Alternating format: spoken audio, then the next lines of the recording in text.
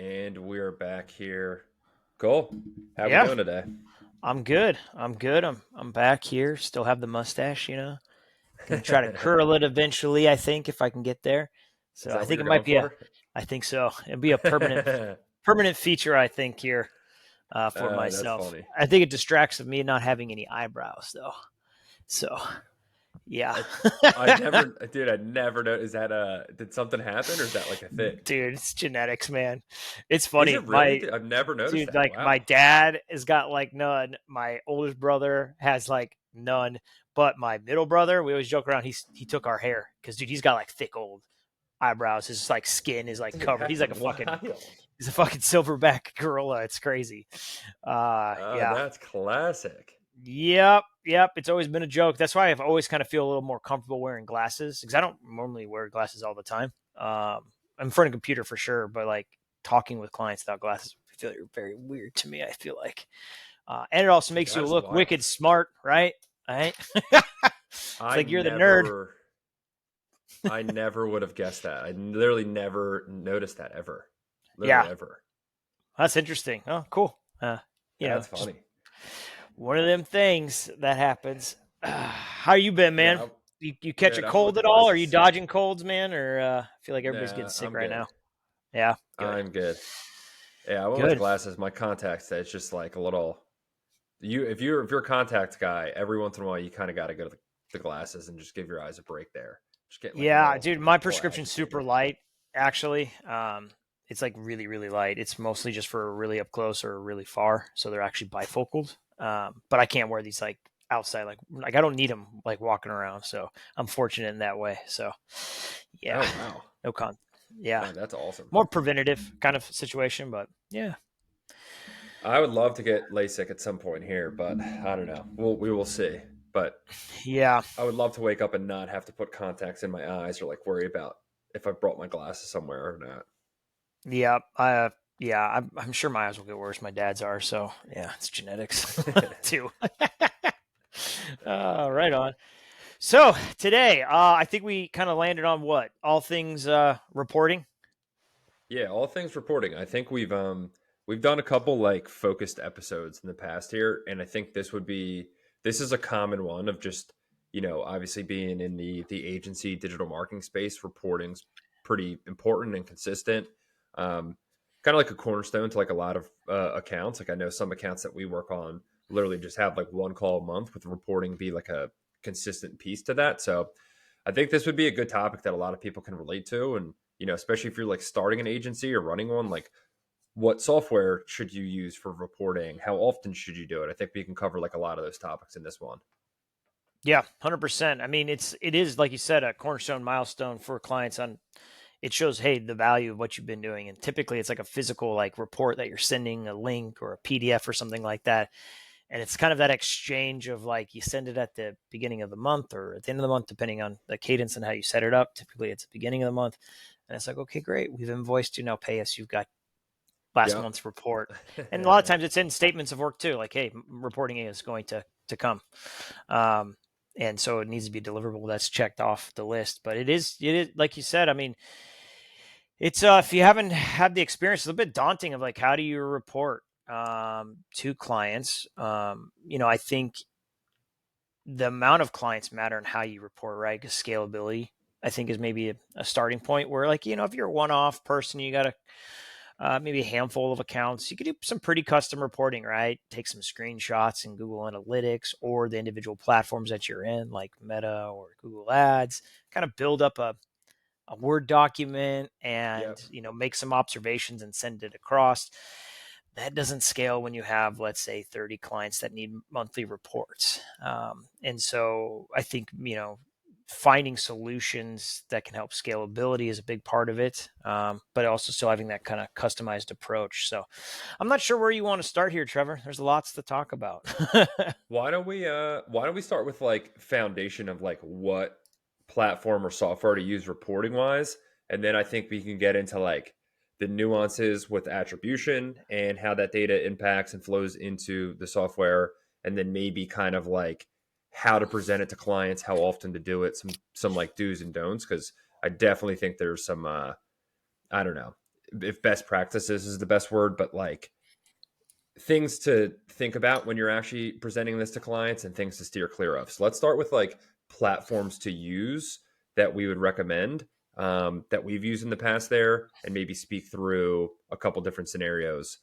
I think I can maybe start with, if you were, let's say, if you're freelancing and you're like, hey, I got to stand up some type of reporting software for my client or multiple clients, or maybe you're an agency owner and it's newer and just smaller, or just smaller knit teams, I would probably recommend like Dash This as a really good option. I know Steve, that's a platform that we use on some of our accounts here, and then also probably like Looker Studio, which is formerly like Google Data Studio, now called Looker. I think both of those two. Um, I think Looker's free and Dash This is a very cheap monthly rate there, but both of those are either free or extremely inexpensive. They both give you good templates to kind of start out of the box with some type of like dashboard for your client, and they both make connecting to different platforms pretty easy for the most part.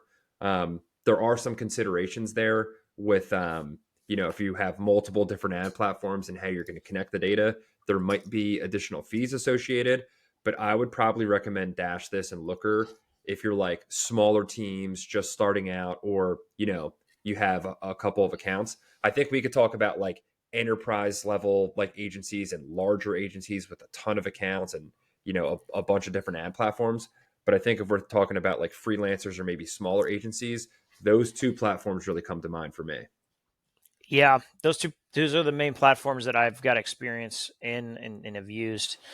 I'm trying to think if there's a couple other competitors to Dash This for sure. And really, at the end of the day, something like Dash This or the other competitors, they're pulling in data from APIs from Google Ads, Facebook, uh, GA4, all into one, and then you kind of manipulate the story that you want to tell, right? And that's the whole point of using a reporting platform, is that you can pull in from the APIs. So yeah, I mean, I love Dash This just because I've used it for a long time, probably the last 6-7 years. But I know there's other platforms that are similar. But I think it's right. Price point is probably the biggest thing. Trying to figure that out, what makes Yep. sense from a scale build. Because I know some of those other platforms get pretty pricey, pretty fast. And maybe that's not needed, and then that's just a more overhead to your company itself. So just being very mindful on cost effectiveness. I think Dash This, I like it for the simplicity of pulling in information and the templates that they have. I've created some custom templates of my own that I can replicate across clients. I think with Looker Studio, we looked at that really strongly when it was coming out. Like, hey, okay, let's move over, 30 of our clients into Looker Studios. That's actually really difficult to do compared to something like Dash This. Looker Studios, it's probably more powerful than Dash This. It is more powerful than Dash This, is way you can slice data up and really customize it. But then you get into For that sure. scalability issue, right? Like, if I'm the more I customize this, the less I can scale it. And so Looker Studio is just something that I think is, when I was actually just talking about this earlier with a couple individuals, if we need something really specific and particular for client needs, we'll probably go to Looker Studio over Dash This because it's so customized. So there's this balance of ease to scalability versus customization itself, and I think those it's just that fine balance that you have to find. Totally. I would completely agree. I was going to mention that there as well. Dash This, it's definitely limited in some of the things that you could do customization wise compared to Looker. Looker, you definitely can get much more customized with how you're configuring your data and like filters and different look back ranges and everything. So maybe it would make sense to kind of test both of those. But I feel like if you just need to stand up, some dashboards and have those across a couple different accounts, Dash This is just so simple to do. Um, if you are like a larger agency and you do have, enterprise level size clients and you do have a bunch of different data sources and you do have, a data team, you're probably thinking about like a Looker Studio, but they have an enterprise level version. You're probably thinking about like Power BI as well as Tableau. I Yeah. have experience using both of those platforms. they're good, but I feel like there's a barrier to entry there where you do need somebody who's an expert in those platforms to really connect the data. Connecting the data is like, dude, it's a whole like science of its own. I went through I guess a couple years ago now, and I got my Tableau certification because at the agency I was working at, nobody else did it, and I forget why, but somebody in the executive team just like wanted Tableau stood up, so like I just kind of figured it out, and it was not. I'm pretty resourceful myself, and I was extremely frustrated figuring out how to connect all the data. So like I don't know. I think for Yeah. purposes of like, you got a smaller team, you're freelancing, I would really steer clear of like Power BI and Tableau. I feel like that is major overkill Yeah, for because yeah, weekly and 'cause monthly reporting. you need like a data scientist on your team that's all they do is set up dashboards, right? But that's big agencies, and I don't think that's the most common type of agency that's out there, right? Because I mean, if you think about it too, like who is in charge in your agency or your small consultancy to create these dashboards, right? Typically, it's you, the production person, or Yep. maybe a project manager that needs to do it. And they're not data scientists, right? So you need a tool that's easy enough to manipulate and create. So I think also understanding like the selection of a platform is like, well, who's doing it? I think that's a big part of it. But I also think kind of choosing a platform and understanding and maybe an expectations of reporting. I have always said that the dashboards that we create, they're not going to have all the answers that you need. They serve more as a barometer of what the situation is. And if there's something that stands out in the report, that you then should dive in deeper to the individual platform itself. Yep. And so that's where, like, okay, maybe in the source medium section of a report, you see a large spike of traffic coming in from, let's say, Google Ads. You go down to the Google Ads section, and the Google Ads section has some more detail, but then you're like, oh, wow, the cost per, I don't know, the ROAS on a freaking 1 week was way off. Well, you don't not gonna have the answer why, so you actually then have to go into Google Ads and pull it up and have that kind of observation. So as long as we have the expectations with the clients that these dashboards are barometers of the situation, I think that's fine. And I think that's a big takeaway. It makes it easier for reporting if you set that expectation. Maybe that's I think that's such a good point. Maybe, I definitely want to talk about attribution here as well, but maybe we could talk about like some things to consider when actually doing reporting. Maybe some do's and don'ts there because I think you just hit on a couple important ones. I think a couple that definitely come to mind for me is the size of the account, meaning the size of monthly ad spend, probably is going to dictate your cadence for reporting. Mm, Um, like if you're spending $2,000 a month, there's no reason for you to be reporting on a weekly basis and like pulling up a dashboard and yeah, putting together a write up and insights and everything. There's just not enough data to have statistically significant changes for you to kind of speak to. Um, I think it's great if you have like a weekly call and maybe you want to like highlight some stuff here and there based off of tests or some data that you've seen or you're keeping a pulse on things. But I think that's overkill to do that. If you have smaller ad spend, I mean, Steve, I would be curious to hear your thoughts here as well. Even if you do have accounts that are large, like I work on a couple accounts right now that they're spending like 300 plus $1,000 a month, and we do weekly reporting, and I kind of feel like it's not very, um, I don't know, helpful. It's like you're talking about reporting every week. You end up saying a lot of similar stuff. You're kind of like week over week trends, and like I don't know. I just feel like it's not very valuable, and clients like kind of like don't really care a whole lot there. I feel yeah. like you should probably stick towards closer to like a monthly reporting cadence because at the very least that gives you more data to kind of speak to. So I don't know. What are your thoughts there on like Yeah. how frequent you should consider reporting? Yeah, so like frequency is an interesting one. I think it's based on service line, right? Paid media, let's just talk about that. Weekly paid media meetings, there is some value to that when you're first starting off because they're very concerned about, and it's typically large spend budgets. They're just wanting to make sure their money is being spent efficiently. They trust you. Um, and once you get to that point, they do trust you. I think maybe backing it out to monthly or twice a month or every 2 weeks would be a good idea. Yeah. So you can actually pull some insights. What I have seen, to your point on the weekly meetings, is just right repetitiveness. Are we engaged in the client? Is this meaningful? But also maybe getting a little too wild in like looking at last week's numbers and then wanting to shift budget or strategy based off of 1 week's worth of data. Yep. You could just have a shitty week, right? It happens.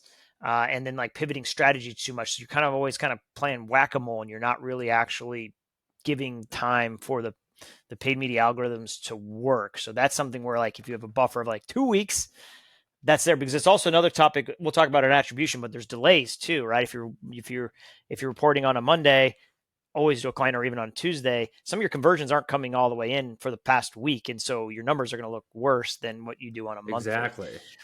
So monthly calls are And I've always needed to recap it. Even if you have like a weekly call, like you still need to stop and say, okay, let's look at the month as a whole. Otherwise it's like, it's very rare. I mean, I've had clients in the past where like, you know what? They don't even look at monthly metrics. It is a weekly thing because they're feeding a sales team on a very high spend account. That's warranted, for but that's a sure. very specific account that's like wild, fast lead gen business model. They're changing budgets every day based on flow. Weekly budgets change, but that's very unique. Typical client, I think you get away with on the paid media side every 2 weeks, every month, for sure reporting. Yeah. Because if you, to your point there, like if you're getting into like these weekly conversations and, client is just like a little bit more anxious and apprehensive about performance and just like, just in general, if you're doing weekly reporting, you could then get into a rhythm of like clients constantly doing flags or thinking about little things and trying to drive tweaks. And then that leads to just so many Yeah. optimizations into account where you can end up kind of like screwing yourself in Yeah. performance. You kind of don't want to make too many major changes on the week to week basis there. Yeah, and that can lead into a bad habit where the client starts dictating the strategy on then the campaigns, and then you just really become the person that's making the changes, and not Yep. the strategist, and so that can open it up. Talking 100%. about cadence, I think looking at some other service lines, let's say SEO. The only cadence of SEO that you should have is monthly on a report. It just moves way too Yeah. slow to see anything. Yeah. Like traffic gains, especially if you're doing like any sort of reporting, like a ranking report tool, which is separate from Dash This. That's a different topic we can get into at some other point. But ranking reports is a big part of SEO, so you know where you're ranking for a given keyword when you scrape out the results, etc. But you aren't going to see trends on a weekly basis. You need to look at a month and almost look at a month to see where that jump happens. So yeah, SEO is monthly, like at the most monthly, to record through. Email might be a little bit different, based on my experience, because it's a bit more real time as far as, hey, how things going with a campaign we sent out, etc. Those are kind of almost like little project flights, right, of how it performs. But still, monthly cadence of saying, hey, here's how everything performed, because there's going to be flows that happen, automated flows that happen. And so, yeah, monthly check in. So monthly is the most common. Now, I would be curious on your experience talking about cadence and timing here, because I still think this is relevant. Is that when do you send out the reports, right? I think traditionally, what, beginning of the next month, right? Maybe a weekend is what we've seen as typical I think, reporting periods. yeah, it's usually trying to be like that first week of the month to report on Right. the previous month. That's usually the cadence to get into. Is usually kind of that first week of the month there. Anything Yeah. outside of that, I feel like you're kind of maybe cut it at that 2 week mark to be like, hey, we got to get it out that second week. Because if you're then getting in like the third and fourth week, it's a little bit past due, like not nearly as valuable or timely Yeah. as And you anything don't have else. time to like make client feedback or take client feedback and make edits to the campaigns to then impact the next month. So there, it's a Yep. time game, right? One of the other wildest thing too is like, okay, so the beginning, that first week, first 2 weeks in a month, like it's super busy in agency life, right? You got reports out, getting Oh client yeah. calls, making pivot changes. Kind of has that weird cyclical kind of change to it. And so it's like if someone's in charge of, like, I've been in past situations where project managers are in charge of all reporting, and they have like 20 clients. They got to send out 20 reports. That's pretty wild. That's where the automation comes in, etc. And so it can be a very stressful time for individuals during that. I mean, even production, trying to post edits up to project managers. I did have, oh God, I don't know when this was, but it was wild where like that was the complaint. And so they tried out two like reporting periods for different clients. You'd have like client A at the beginning of the month, and then a whole separate group of client Bs that would report like in mid month. So does that make sense? Like you'd have like, I don't know, For so you have a sure. project, you see a Yeah, project yeah. manager, and you got 20 projects, 10 clients you reported on the first of the month, first week, and then like the third week you'd report. But you look at the time periods differently. So you look at like the 15th to the 15th on that second batch. Interesting. Um, Okay. but here's the fucking problem with that. Clients don't want to look at 15th to 15th data. And So it they never want to see the worked. month.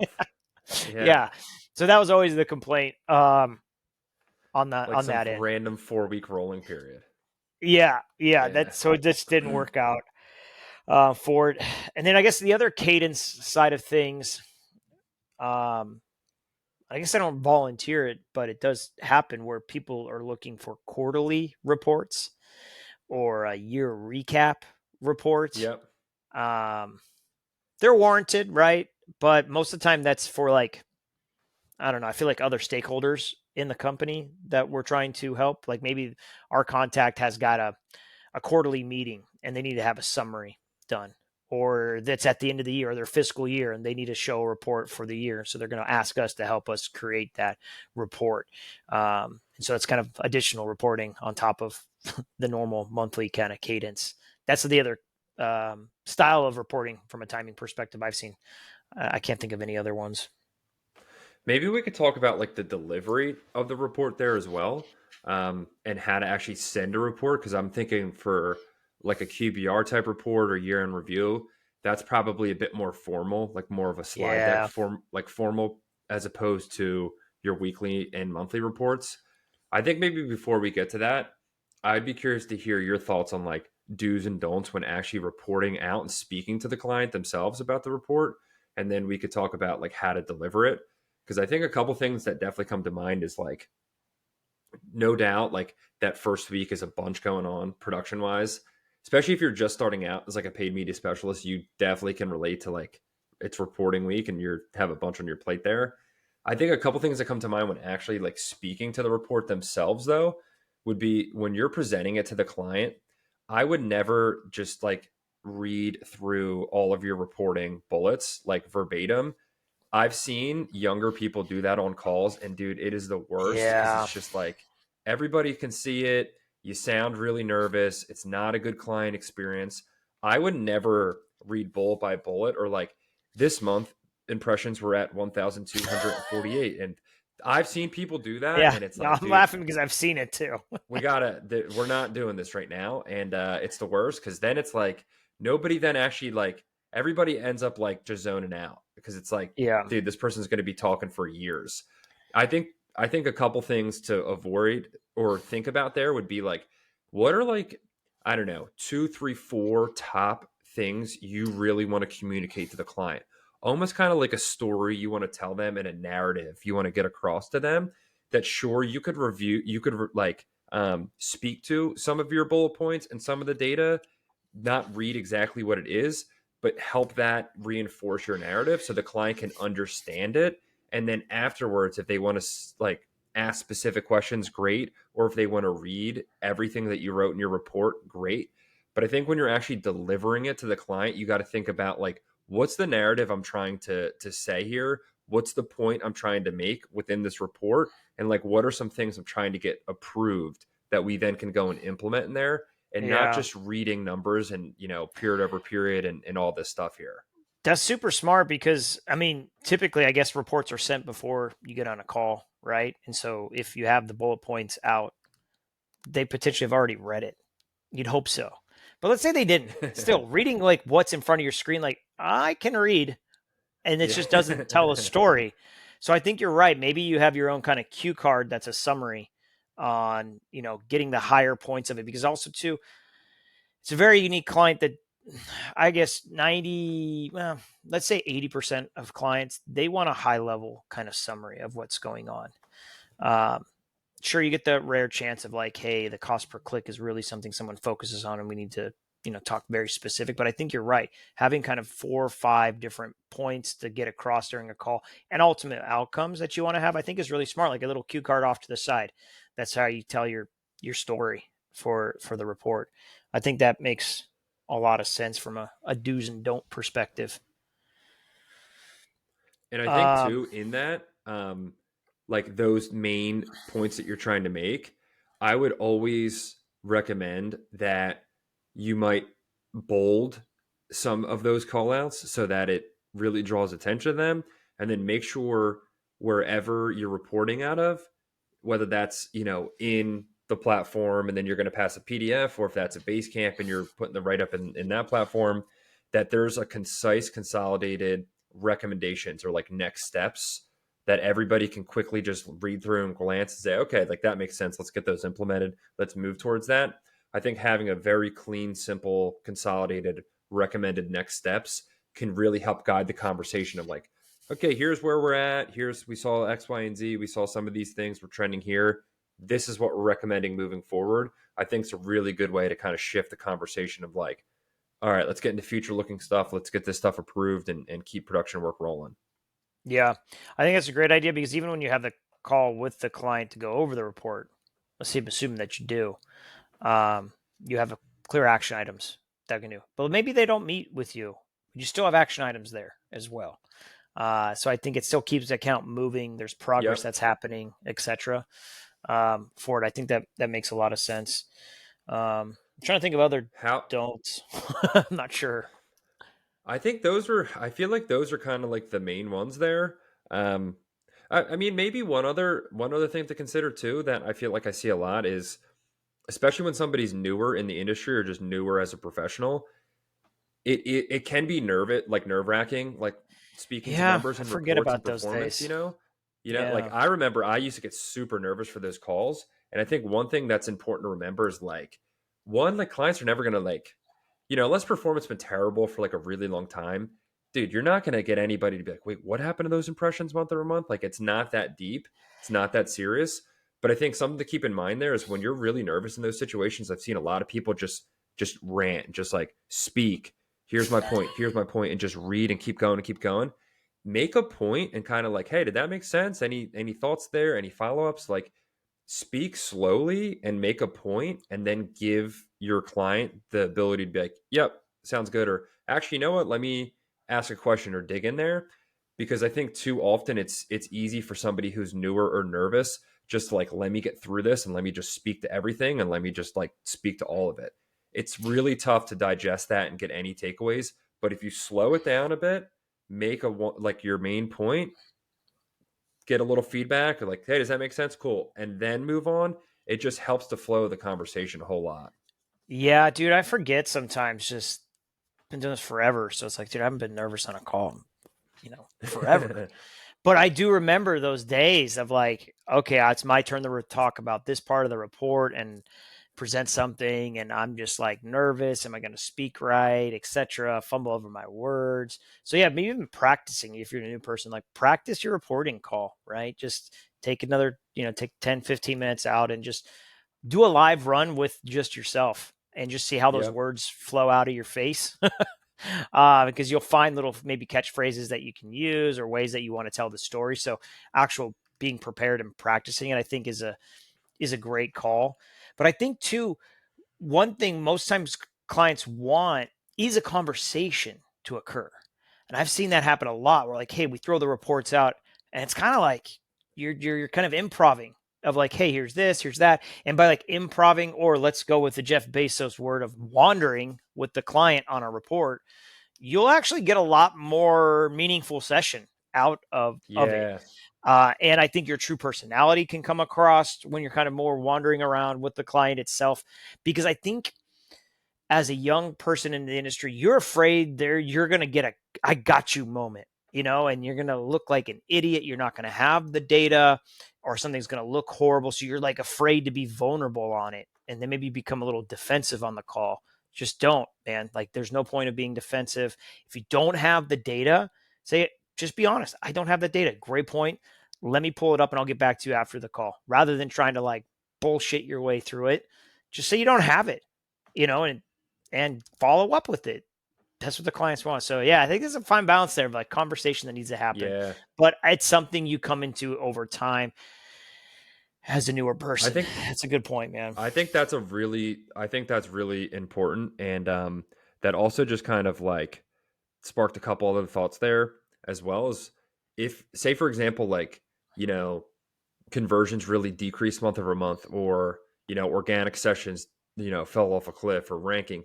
Like if there was something really bad in the report, like speak to that and own that on the call, because clients really, at the end of the day, everybody's humans and everybody appreciates honesty, and not like somebody trying to bullshit them and like, you know, paint this rosy picture that everything's okay even though performance was bad.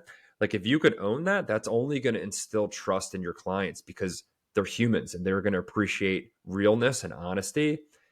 Because I think it's easy for somebody being newer to be like, shit, like performance was bad. I'm super nervous. I got to glance over this. How do I like pitch this differently to a client? Do not do that. Own that, because clients will, you can't hide a number in a report. It's going to show regardless. Don't do that. The other thing that I think attached to that as well, that I really dislike when I hear on calls is, or even in write ups, is using adjectives. Like I don't think there's anything wrong with that, but when people are like, performance like skyrocketed and it's tremendous and it was amazing and it was so like, you got to get away from that, because that sounds really bad and that sounds really salesy, you know? Yeah. Just Would you speak do to the the opposite? numbers. Like, would you do the opposite if the numbers were bad? Like, the numbers really look like shit this month. You would never Yeah, say that, you right? would never do that. You would Yeah. never do that. Yeah. And it's Whoops. Shit. like, it's just so obvious when somebody's like trying to be like showboaty and salesy and like, this was amazing. It's spectacular numbers. It's like, dude, say that conversions were up 90% month over month. That's great. We're excited to see that or something. But I think using too many adjectives in a write up, or when you're actually conveying that to a client, it The could only just really person like that should paint be the wrong using an picture. adjective on the call is the client, not you, right? They're the ones that are Yeah. saying, great job. These numbers look awesome. Wow. Conversions were really up, or they skyrocketed. That's their, like, this is not your role to do that, because it's, yeah, like you said, it's too salesy, in that It pitch. does And not you sound almost, you sound like, genuine. yeah, genuine. That's what it is. It does not sound genuine. Yeah. And I think at the end of the day, we're dealing with humans. And so it's like that connection that needs to happen of being genuine. And you feel confident that someone is doing good work, even if the numbers don't look great. I think that's a big part, um, How of about that as well. How about you know, I feel like attribution is pretty important to this conversation here as well. I know you made a comment before we started of like, why is like my Clavio data looking different than this Google Analytics 4 dashboard data? Maybe Steve, if you could speak to how attribution impacts reporting, and how Yeah. you could, I don't know, set expectations with the client, and, you know, go through that type of situation or conversation. Right. Man, attribution is just the biggest mystery box that's out there. And every client is just curious on like who gets credit for what. And it makes sense because it is not, as much as we're online and there's all this tracking, it's still not super clear on what channel led to what conversion, right? We even talked about in some of the earlier podcasts, the zero click attribution, etc. So it's just really difficult. So once again, kind of go back to that word of the barometer for the reports that get pulled in. Um, Especially if you pull in a lot of different data sources, they're all going to show different conversion metrics, right? So typically in our report, we rely heavily on Google Analytics for, and let's say we just have a source medium report of revenue or lead counts, right? And in there it says the source medium of Google PPC, Klaviyo, organic, direct, and the total revenue number. If you individually go into the platforms themselves, if you went to actually, let's say they're on Shopify, the revenue number is going to be different. You go into Google Ads, the number of revenue is going to be different of what they claim. If you go into Meta, they're going to claim more revenue than needs to, than the platform itself, like Meta is going to claim more revenue. Klaviyo is going to record more revenue because each individual platform has its own attribution model. So that can be very, very difficult for a client to grasp. We're like, hey, you're reporting all these numbers and they don't add up to what I'm seeing. And so my rule of thumb is that I typically like to use Google Analytics 4 as the baseline of performance. And then when it's warranted, looking at each individual platform separately and seeing how it records. And it makes sense why, let's say, Meta Ads would report more revenue being generated. Yes, it's an attribution model, but they're going to have the most generous attribution model within their platform. So they look the best. So you spend more money on those ads, I was right? going to say that. Yeah. And so that's the biggest challenge with attribution. It's just going to be different. It's never going to match up to the real data you have because then you even get into like lead flow, right? And you get like, why is my HubSpot leads don't match the real leads? And like you get spam lead submissions that happen all the time through various programs. And so like how does that match up with real data? So I think a big part of kind of going back to the reporting calls that you have with clients is taking a step back and just asking the questions like, how is business? How was this month for you? Or how were the leads for you this month? And it is completely not scientific. It's more on the macro level of just asking how business was, because what we see, it might look different than what the reality of the business is. And I've seen it go both ways. We're like, hey, the metrics don't look that great this month. Kind of looks like a challenging month from when we're looking in Google Ads, the rankings, traffic, etc. But then you get on the call and the client says, when you ask that question, they're like, no, business has been really good. We've gotten some really relevant leads in. They've the very high value targets. And so it's like, yeah, we maybe didn't have a best performance metric month, but the actual business performed well. And without asking that question, you're never going to know that. And so it kind of looks like you're having bad performance. And I've seen the inverse, right? Where things look great. And this is probably more typical. Things look great on our side. The lead counts look great or revenue numbers look great. But then when you ask them, like, nah, leads weren't qualified or business Yep. is really slow. And you're like, well, crap, I wish I kind of knew that kind of going into this because we're super optimistic. So there has to be some reality of grounding of the actual business. And I think it's a simple question as rudimentary as that is, just asking how the business is. I think it's helpful during those calls. So I feel like maybe a good point to underscore there is speaking to your clients before your first report goes out, right off the start of the project about attribution, so everybody's on the same page there. Some clients are more sophisticated than others and understand there's different Sure. attribution models to these platforms, but attribution is like a whole topic conversation in itself there. GA4 introduced a couple different models there. Yeah. Every platform has its own one. And I think if you could have that conversation with the client right off the start of like, hey, within our reporting dashboards, GA4 is going to be kind of our baseline. Then we're going to look at these other platforms. Here's the attribution models that they're using. We might see some things that are different. That'll help just avoid a whole like host of confusion later on the project and just make sure everybody's on the same page. I think like getting clear with what attribution models you're using, and maybe how they're a little bit different per platform and what you're going to use for KPIs and measuring success would clear up a lot of confusion later on in the That's project a there. great point. Yeah. Do you need to clarify that from day one? Okay. How are we reporting? What do you look at? Let's use that. And then we can mold our reporting into that. I think that's a great point. I probably should be doing that more with clients to come on board. We kind of guess what we think it might be, but it's like, no, Yep. let's really talk about details. Like, how are you reporting this? Especially if they're reporting it upwards too. Like, how does your boss look at your numbers and requesting what you need? That's a lot of times our role, depending on the company size that we're working with, they report outwards. And so it's like, well, okay, how can we help you out? What do you need? Forward. And there's even like I talked about this. There's delays in attribution too. Notorious one is like Google Ads, right? Where let's say it's an e-commerce like we had it this week, where or was it last week? It's like we showed for Friday 0 transactions. We're like, oh man, that's tough. That's a tough day. And we just changed some of our strategy up. We're like, oh man, is it working or not? And then you look at it back on Monday, and there's like 4 conversions that came through that made it look like, okay, we're good there. So there can be significant delays within every single platform of when revenue or lead count comes in. So that's when you're reporting on a weekly basis. You're not going to have all the data, Exactly. for a couple of days, maybe even a week. That's why monthly is important. And so it's like having that expectation though, too, like when you're reporting, Like if I reported today, March 1st, on February's numbers, it's not going to be accurate. I need another week or so for all the data to settle into the accounts. I don't know why there's such a delay. I've heard rumors of like, oh, during political spending season, that's just like the fucking ad servers are super busy, or there's a lot of stuff going out there, so it takes time to have the data settle. And I'm like, I don't understand any of that. Maybe that's true. Um, or it's how complex cookies are and how they really track that down. That's another reason. But all I know is that there's a freaking delay. Like real time data is no longer a thing in digital marketing. Um, Even in like the shopping platforms too. Like sometimes there's a delay in revenue that comes in or shoppers. So just being patient. Unfortunately, there's no real time changes. There's probably also an element of like spam and bot stuff where they want to kind of Yeah, delay it in case like anything that's were probably to true. happen wonky. You know what I mean? To give them a Maybe there's couple days so to like much update shit it. traffic that comes in that they take so long for them to clear it out to make what they think is accurate data come in. That's Would not another be thing too. surprised.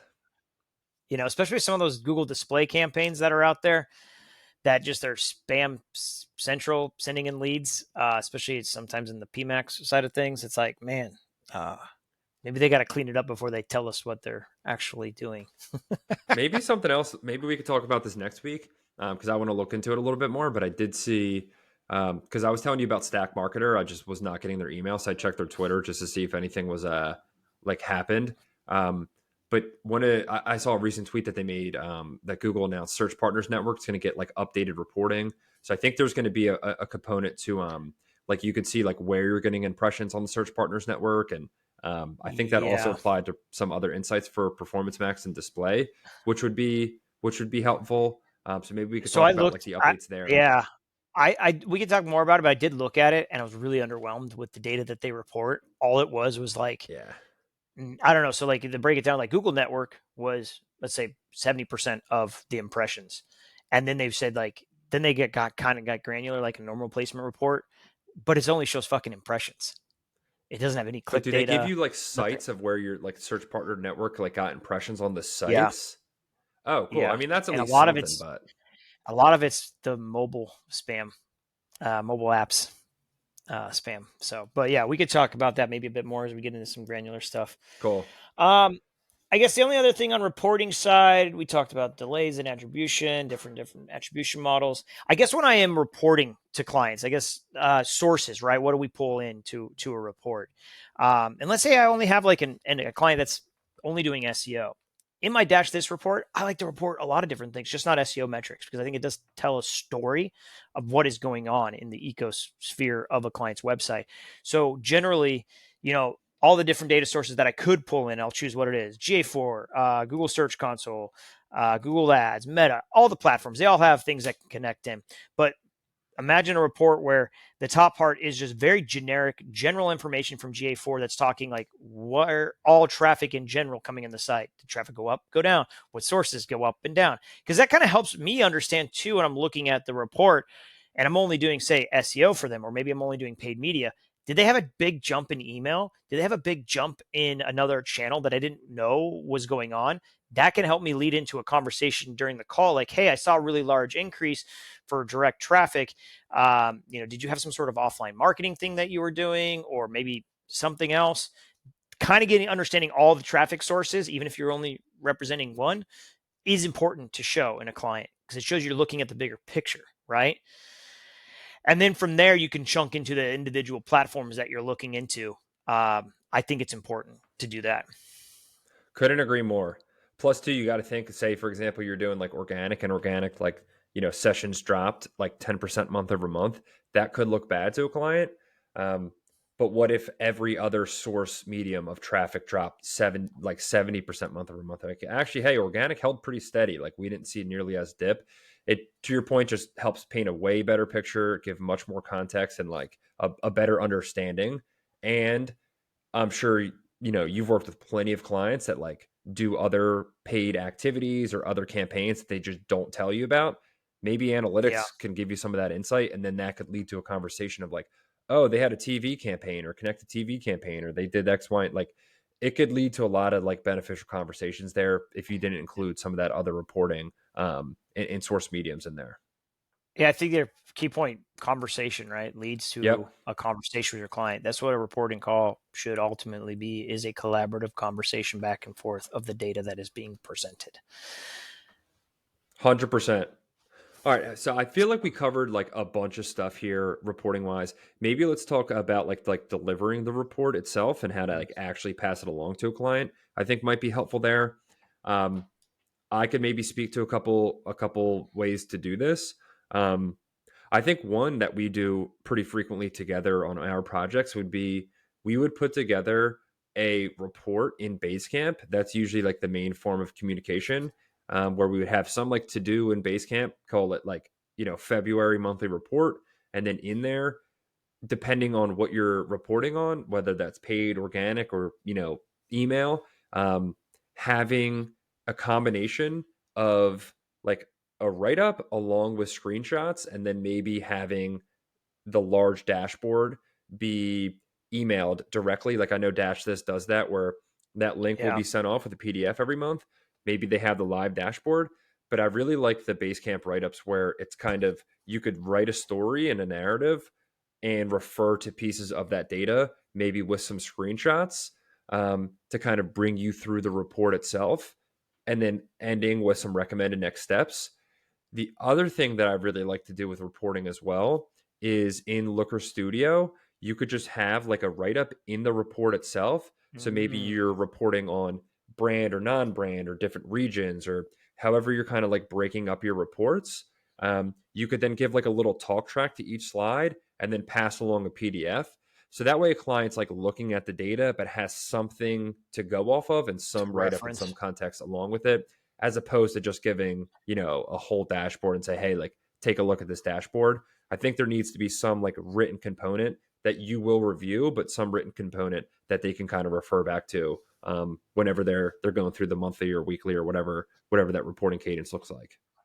Yeah, I mean, because I think if you have that summary done, it shows that the account has looked through the data and Yes, made some interpretation, right? So it's that executive summary that you can do, and do that. Maybe we'll get to a point where AI can help with that, create some screenshots, do some stuff, because I mean, it is a time suck to do, but it's important to do because I think it kind of helps you get on the same cadence of it all. So I think, a brief executive summary with screenshots or without, but just shows that you went through it. Here's what we're seeing at a high level, and then a link to the report. That's good. But you need to have something, I guess, is the point. You just can't send the report without anything. Or if you send the report, at least get on a call to walk through it real time and explain. That would be okay, I think, too. Um, but you but just never can't just send send the a report. dashboard. Just Never never do send a that. dashboard, yeah, Yeah, without any context. That's like yeah, sending out a campaign bill or an SEO audit with no context. It's like, dude, you don't know how to read this or how it's going to go. Yeah, that could be that's going to lead to disaster, and it will. yeah. So invest in the reporting because I think it's a big part of not just performance, but value and relationship with the client. Totally. I think we could I mean, just speaking through that, I think we could probably also think about like how to construct or organize a report. I feel like we hit on that a little bit there as well. But I don't know, maybe just consider like how to split out that report. I think paid, what I mean by this is paid is probably a little bit easier to do that in the sense of, I mean, organic, you could probably do this as well. Where, say, for example, you might have budgets based off of brand or non brand, or you have budgets based off of region, or the client has a list of non brand keywords that they really want to rank for. I would probably take that into consideration there as well within reporting, is like, how do we want to organize this report? If the client is specific, like, hey, I hate bidding on brand keywords, only non brand, well, you might want to like factor that into your dashboard. So, like, maybe you have a page that has branded KPIs, and then maybe you have a page that has non branded KPIs. I would probably just take that into consideration there as well when you're constructing your dashboard. That way, there's some way for the client to get, not necessarily like a customized view, but like a little customized view or filtered a little way where they can Yeah. really see the data that they're really going to be most interested in. So I think this leads to a point of the first report you send out to the client is the benchmark report. It's not a performance report. It's a benchmark for two reasons. One, so we're all getting comfortable with the data, but two, it gives a chance for the client to then customize the report from the benchmark. And I think that's where to your point, if they're, they have certain preferences of what they want to go for and look at, then that's where it happens. So like month 2 is then finally the first real report that can be called out of performance and metrics, etc. So establishing that first month report as benchmark, I think relieves a lot of anxiety from performance, because there shouldn't really be a lot of performance after the first month anyways, but it's also that customization that can occur so we can report what we need to clients. Hell yeah.